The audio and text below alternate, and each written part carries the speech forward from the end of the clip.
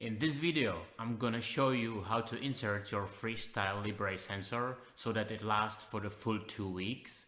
And I'm gonna show you how to set up your Freestyle LibreLink app and your reader so that you get the most of your sensor life.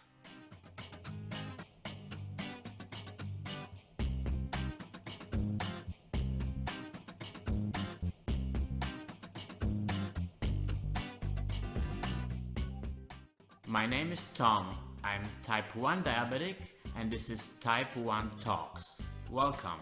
Currently I'm working on a series of videos about Freestyle Libre 2. I made a video 2 weeks ago with the general introduction, and I will also be making a video about accuracy testing that will be coming out in 2 weeks. So if you're new here, check out the other videos and consider subscribing to see more of these videos. To make sure you don't miss it, hit the bell and you will get a notification. For your information, I'm not anyhow affiliated with the manufacturer of this product, the company called Abbott. On this channel, I'm just sharing my experience for your fun and entertainment. However, I must say that during the last 2 weeks when I was testing this product, I was pleasantly surprised. The alarms were working really great for me. I got better accuracy of results compared to Freestyle Libre 1, and the sensor lasted for 2 weeks on my arm without any issues. One of these sensors currently costs 60 euros in Germany. If you want to buy the reader price is also 60 euros currently. However, you do not need the reader to get the results. You can also use your mobile phone combined with the Freestyle LibreLink app. Also, I'm sure that each country has a different insurance coverage rules, therefore I don't discuss these here. The price that I'm giving you here is the price when you purchase the product without any insurance coverage in Germany, where I purchased. The package with the sensor includes a leaflet with the instructions, the sensor itself, the applicator, and 2 alcohol swabs. Some of the users have mentioned to me that they would really appreciate if the second alcohol swab was replaced by something like an adhesive remover, because the adhesive is pretty strong on Freestyle Libre 2. The sensor should be placed on the back side of your upper arm, so somewhere in this area. That's based on the official instructions. From my personal experience, I tried to rotate the sides, so I use inside, outside of my upper arm, just to make it a little bit more convenient for me and not use the exact same spot all the time. When picking the best spot or the best side for yourself, I would recommend considering 2 things.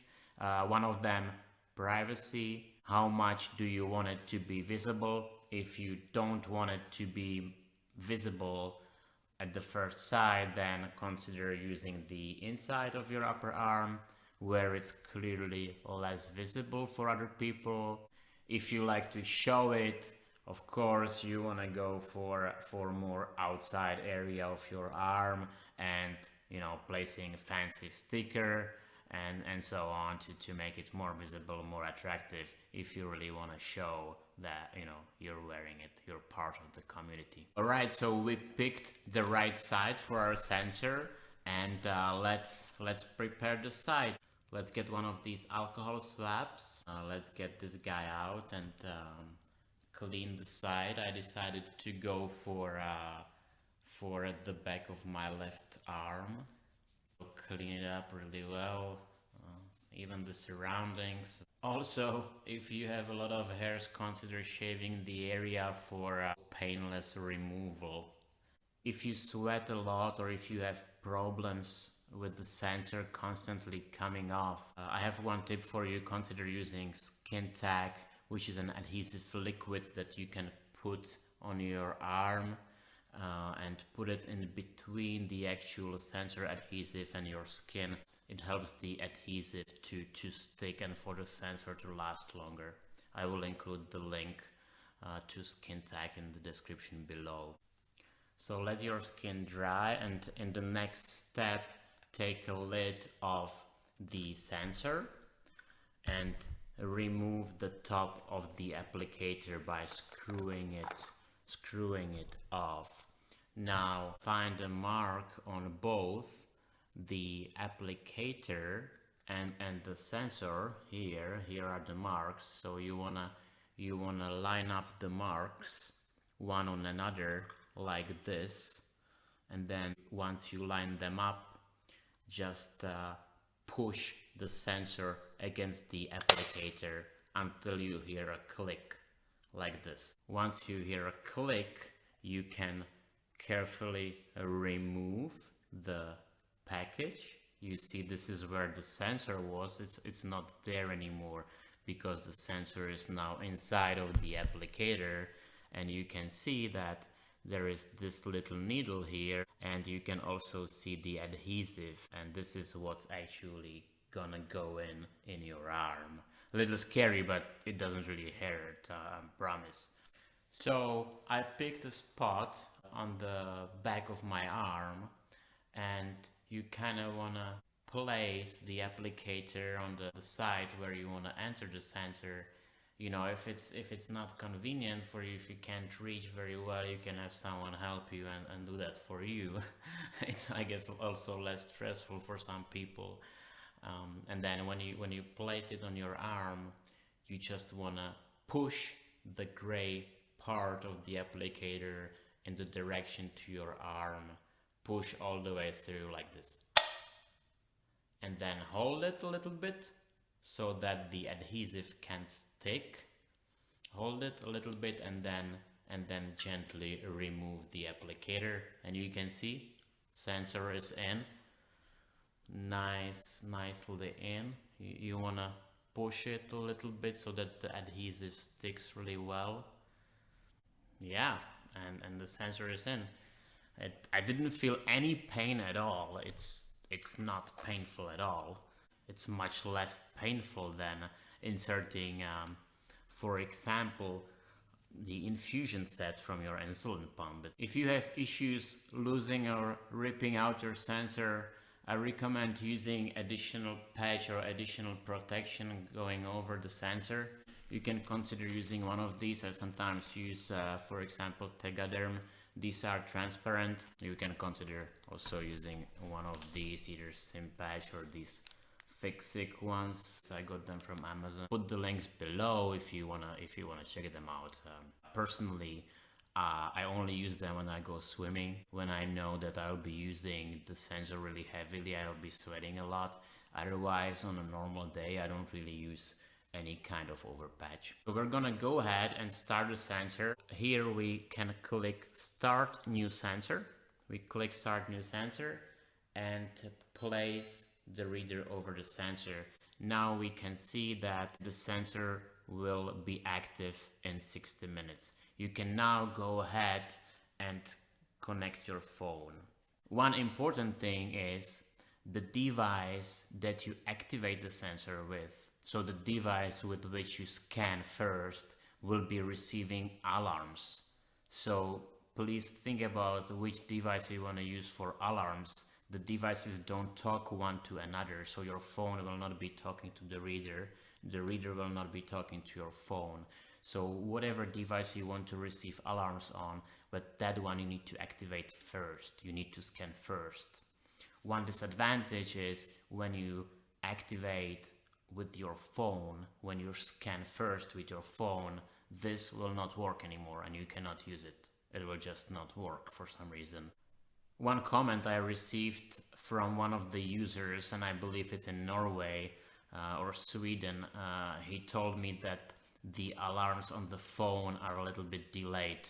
So another thing to consider, if you want to receive timely alarms, you might want to consider using the reader compared to the phone. However, I prefer the phone. For me, it's more convenient. I don't like to carry the reader with me all the time, and my blood glucose is not going up and down a lot, so I prefer the phone. Also, as a reminder, you still need to scan every 8 hours to receive all the data. Although you have alarms, the sensor is not automatically sending data to the reader or to the phone. So if you want to have 100% of the data, you need to scan at least once in 8 hours. Okay, so now that we activated the sensor, we have 60 minutes time. We can use this time to actually set up our alarms. We will click at the settings button at the top right of the screens, and we will click at alarms. Change alarm settings. Let's go to low glucose alarms. So for lows, I'm using 70 milligrams per deciliter. You can be anywhere between 60 and 100. For me, 70 works best, so I will keep 70. You can also switch off the low alarms completely. However, I don't see why I would be doing that. I always want to have my lows on and get the warning before I get really low. Okay, so we click done and confirm. Then we go to high glucose alarms, and here is exactly the same. You can switch them on or switch them off completely. So if you are in an important meeting and you know you're high, you don't want to be receiving high alarms, you can just switch them off temporarily. However, I have them on all the time, and I use 170 milligram per deciliter. The high alarms you can set anywhere between 120 and 400.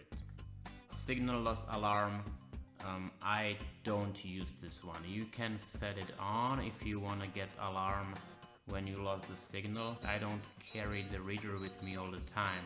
It doesn't make sense to be receiving alarms when the reader is at home and I'm at work with the sensor. Obviously there will be alarms going on, which I don't want, so I have this signal loss alarm off. One more setting we should go to is sound and vibration. So you can decide if you want the sounds on. I usually have the sounds off. I only use vibration. Vibration is quite loud anyway for me, so I don't need additional sound. If you switch it on, you can decide if you want high volume or if you want low volume sound.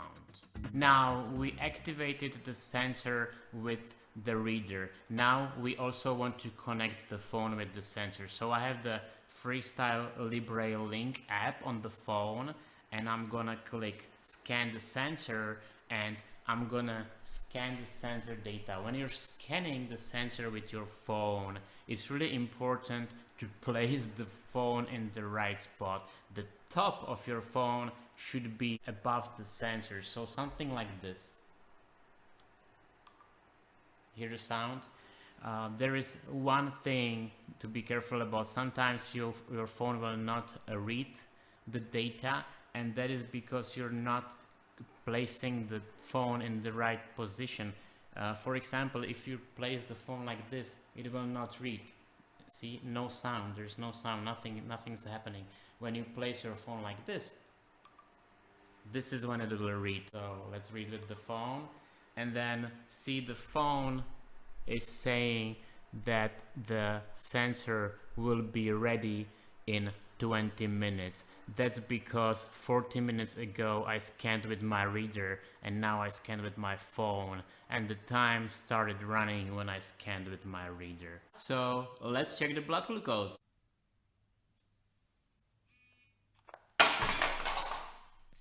By the way, if you like the video, please give it a thumbs up. And you see it's working. Ready to scan. And it's working too. So that's all for today. I'm very excited to announce that in 2 weeks I will be releasing the results of the big Freestyle Libre 2 accuracy test on this channel, Type 1 Talks. This is a big 4-week comparison of Freestyle Libre 1, Freestyle Libre 2 and finger pricks. So if you want to see how the Freestyle Libre 2 did, subscribe to this channel and hit the bell so that you get the notification when the video is out. Thank you very much for watching. As a disclaimer, Please remember, I'm not a medical professional. On this channel I'm sharing my diabetic journey for your fun and entertainment, and I hope you enjoyed. Thank you again for watching, have a nice day, and see you in the next video.